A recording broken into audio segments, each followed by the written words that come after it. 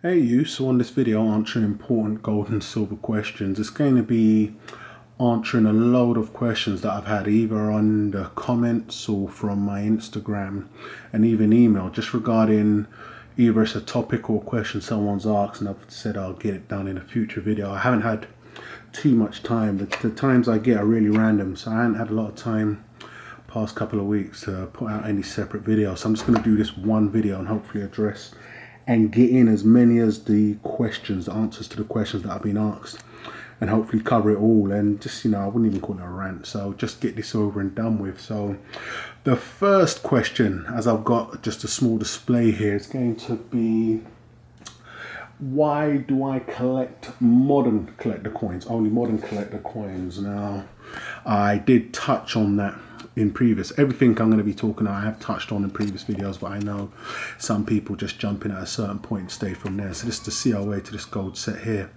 So for me, initially I got into the metals once again just for their hedge against inflation, to protect myself from the pound losing value, and overall just, what we know is going to ultimately happen from the dollar to any other currency out there. So I got into metals, and it was just to protect myself and my wealth and my savings. So that's all I got into the metals for. Now, as you do, you tend to evolve, or some individuals tend to evolve depending on how deep down the rabbit hole you go. For instance, starting a YouTube account was something I didn't watch YouTube video at all. It was actually one of the dealers that I was first dealing with when he tried to get me to purchase a load of Luna coins he'd got in at the time. I think it was the horse at the time.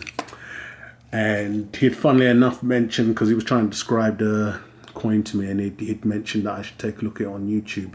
So that's funnily how I first got to looking on YouTube and just seeing what was going on from there. But once again, that's another step that one takes the further down the rabbit hole you go, depending whether it's collector coins or just in general for tips and tricks on stacking. So I was just into pure bullion. I'd got my foundation, the best I was going to do was going back into gold.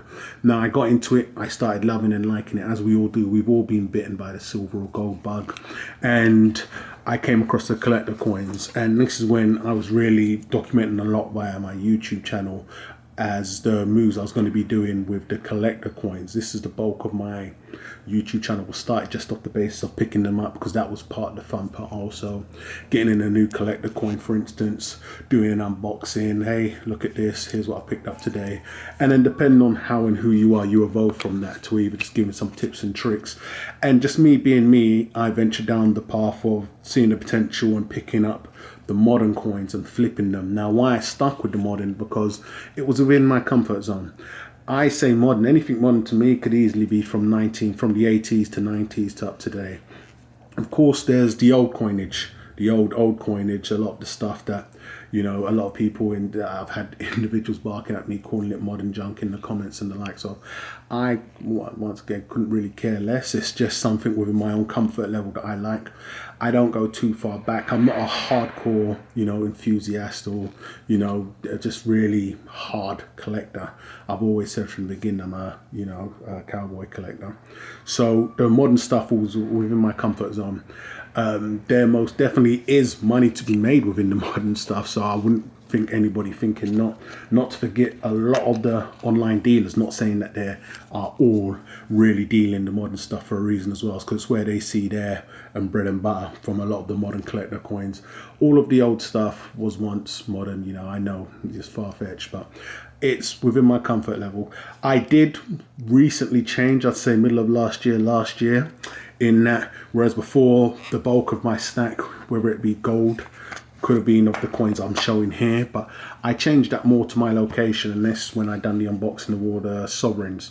As I said, I wasn't once into those once upon a time, but I ventured into those knowing that even in a sticky situation that we could end up in Brexit, I want to be left with the bulk of my more high premium stuff in stuff that is fantastic for where I am located on the planet, and that's in the UK.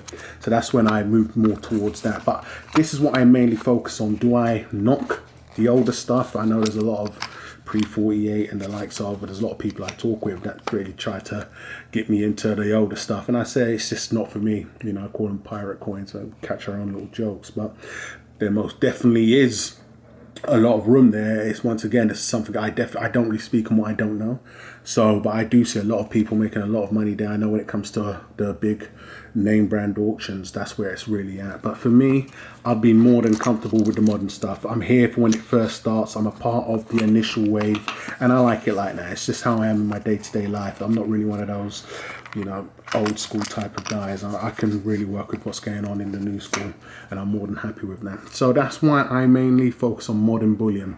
It was secondary. I initially got in just to get my foundation and move from there. But as you do, if you tend to go further and further down, you end up getting to where we are and just speaking on that. So that's why I focus on mainly modern bullion, purely because it's within my own comfort level to cutting that down to the short. So next question I was asked recently, I've been asked a few times from the same person, it's been a long time, sorry, was what I think about buying modern slab coins.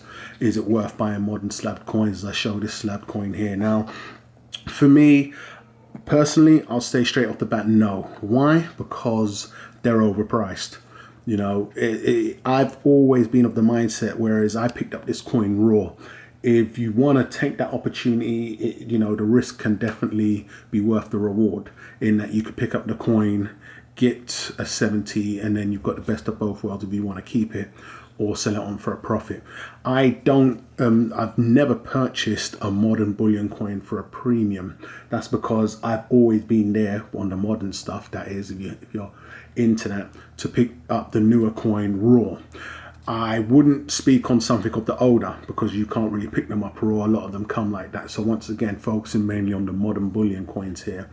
That is my opinion on that. Now, I would say I have picked up coins and paid a very large premium for them. If you guys remember the anniversary set, and it was these Rwandan wildlife coins, and it contained this coin here. This is the one that's very hard to obtain. So I paid a large premium for this set. I've got the coins here, but not the actual packaging at the moment.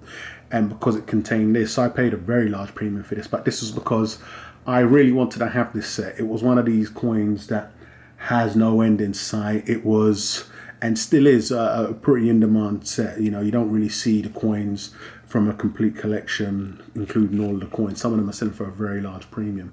I have to chase up what they're doing, but it was this one that first kicked it all off. So I have paid a premium for coins before, but not for coins that are slammed. Would I? Yes, but it's a very, very, very small select few. As I've mentioned, being in new modern coins, I'm here for when they first drop.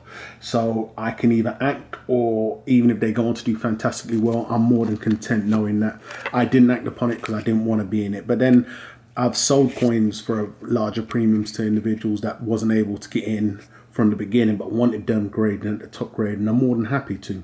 There's certain coins, once again, with the modern stuff that can go on to appreciate even more also, because it's still early days. So I also see that as a benefit. But when it comes to the normal modern bullion, if it's just been released and you get it in a 70, for instance, personally, I wouldn't pay that premium. On a lot of the newer stuff, if you can pick it up raw, I would sooner do that and do the gauntlet of grading. I know that can be daunting for some, but that's what I would personally rather do, you know. And you know, it's much better, and it can yield much better results, especially if you're flipping. But I wouldn't write it off. And not to forget, a lot of the newer coins, there is an opportunity, and this is what a lot of people know also, where you can pick up the graded coins. The only time I would really advocate it is when you can pick up these graded coins at a little over what the straight raw bullion coin would cost. A prime example, for instance, is for a little while ago now, I was going to pick up the 1 ounce proof Queen's Beast Lion. I don't know what the mints on those were, 100 or something. And they were in the NGC 70 holders. Now, they were selling for pounds, £1,500 I could have picked them up for. The raw bullion coin now sells for about that. Well, I'd say you could pick up for around £1,400. So, and I had those in my basket at the time. There was 2 of them, but I opted not to because the funds were needed elsewhere. But wherever you can find the slabbed coin, even at a 70 for the same price or a couple of pounds or dollars over the raw, that's a best of both worlds pickup, and they are more than readily available, because a lot of the time some of the dealers will get them graded in bulk, and then they can't sell them all, and then they just need to flog them and get money back. And that's a prime example of the Queen's Beast line. I did see they eventually disappeared and ended up on YouTube for a much larger premium. So there are benefits when you can pick it up like that. So I wouldn't definitely write them off and say hell no, never. If you can find the slabbed going at the price or a couple of dollars more than the raw, as long as you know the worth of something, then I'd say definitely go ahead. But buying at the inflated price normally leaves you in a sticky position, especially if it's not a highly desirable coin. So I would say steer clearish of that. So getting on to the next one, I've done a few videos on this. I'm just showing this dragon set here, and that is what is my preferred coin size pickup, especially for silver coin size. Now there's been videos once again out there, and just people, the general chime and the mantra a lot of people are saying is buy what you like what you buy. And I believe I was one of the first out there to do a video even mentioning buy what you like versus buy for the hype, and just the dangers of that saying buy what you like and like what you buy. And I say that purely because of this, and I've said it before once again, and I'll touch on the people that barked in the past. And it's just that all of us here watching this video know what it is when it comes to metals. So if you had a friend that came to you, for instance, and said, look, I want to get into the metals, and we're going to use APMEX as the dealer here, and you say, okay, fine, look, head over to APMEX, and here comes the mantra, buy what you like and like what you buy. And that's what you're essentially telling somebody just getting into the metals. And I wholeheartedly agree with that. You should, but I don't believe that's the first priority important message. And this is why when I'm asked that question, what size do I prefer, what would I recommend, why I always push forward the Gov Minted and the 1 ounce. And that's my preferred size. Now, I'll touch on in a moment. I've always said they are the best. We'll get to this dragon set in a moment, because of the benefits it comes with. Now, when you're telling the person to go and buy what they like and like what they buy on the APMEX site, we all know what can happen. And you could just picture it now. A friend comes to you and you say, of course, everybody that says that has some background information of the foundation. They've done a bit of the homework, and ultimately you come to the conclusion of buying what you like and liking what you buy to some stage where you're comfortable. When sometimes it helps them when they want to pick up a fruity coin that they only like, and then you say, well, it's all about buying what you like and liking what you buy. I absolutely agree with that. But I think there should be a foundation of information also pushed onto somebody just getting into it, where the pros and cons of buying a Gov Minted 1 ounce coin, for instance, silver coin. Here I'm holding this could easily be a silver eagle. The pros to that is it has many benefits reselling back to dealers. I've seen, as I've said before, so many individuals that got wrecked buying what they liked and liking what they buy. The plus side to that is if you can't sell it, at least you like it. Well, that's the last thing you want. You don't want to be in that situation when you need to liquidate, because then when you have to sell, whether you like it or not, you end up feeling the pain. This is where a lot of the Incredible Hulk stackers are born. Now, that's not saying that, buying the right coin, the 1 ounce Gov Minted coin on a high spot price, come time to sell on a low spot price, you're still not going to feel the pain. So there are clauses and things to look out for no matter how you approach this. But with the straight mindset, understanding, as previous videos I've said, that it's a very long term.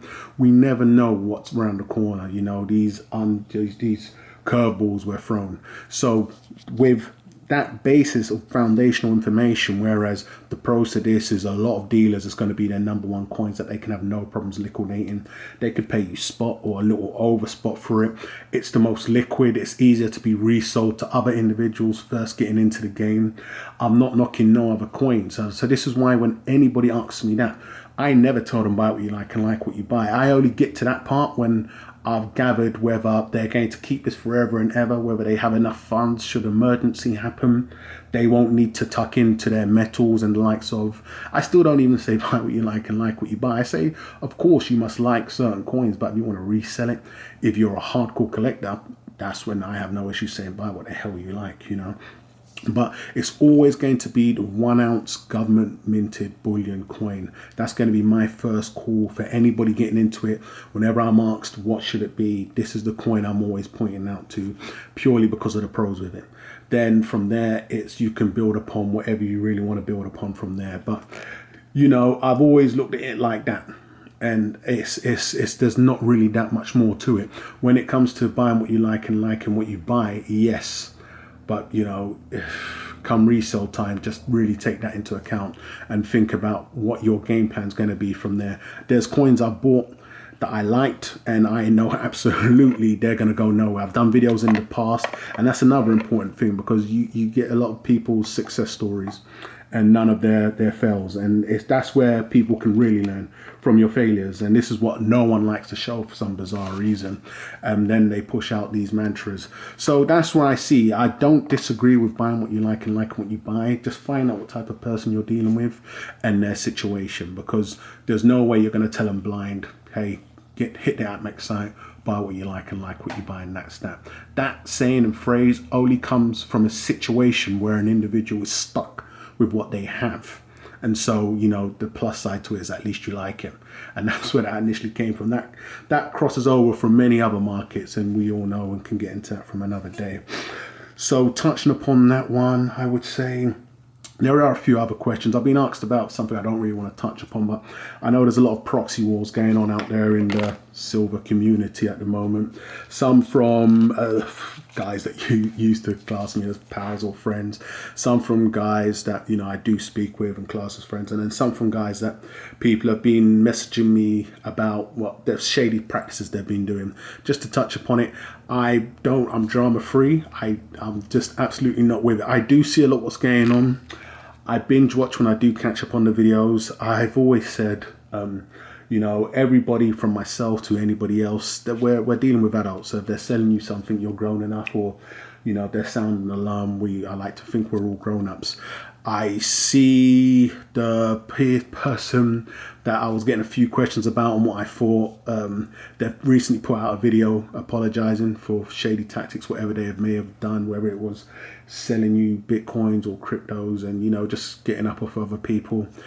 Once again, when they was doing what they was doing, I was watching it. There's been much bigger channels out there, as there always is, that was promoting them. You know, happy to see them back, happy they still have their silver and gold and the likes of. But you know, everybody got what they deserved, and you know, people live and learn and they forgive and whatever. So I have nothing to say about that. Getting on to the others. People, I'm not going to say no names. I had no idea this guy even changed his name. I was still thought he was going by the same name. He's very passionate. I have seen him going also at people's heads and the likes of, I'm calling them little proxy wars. There's very passionate people out there. I'm being very vague, so I know some of you may not even know what I'm talking about, but it's just a lot of questions I'm getting basically stating, have you seen so-and-so lately?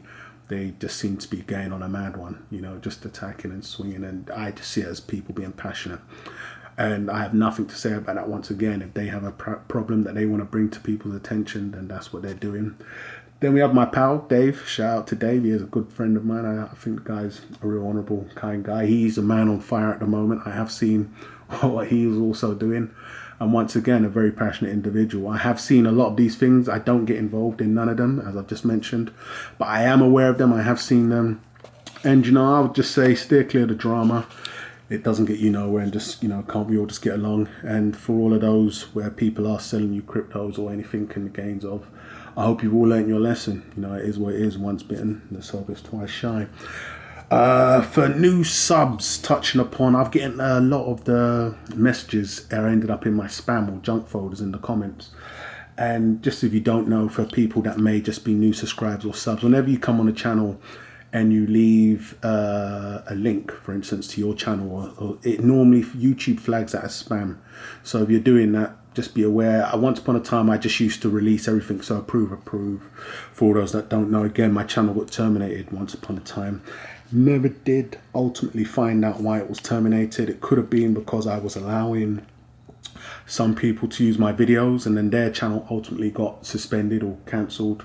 and they just piggybacked my channel. It could be because I just used to approve all of the comments, so I stopped approving the comments. So if you have got a new channel, I don't go through the commenters or the subs at all as I once upon a time did. I've mentioned in my comments before, it's just a big fast to me at the moment. So if you've got a new channel, if you support my channel and you know you want me to come along and maybe jump on and see what's going on with you, just let me know. I would say try not to do it so aggressively across all channels, or YouTube will just mark you down as a spammer and then you get sent to the spam folder of everybody, and I just automatically delete that now. So just a heads up on that. So if you're a new subscriber or you've been watching for a long time, you've got your own channel, let me know and I'll come on by.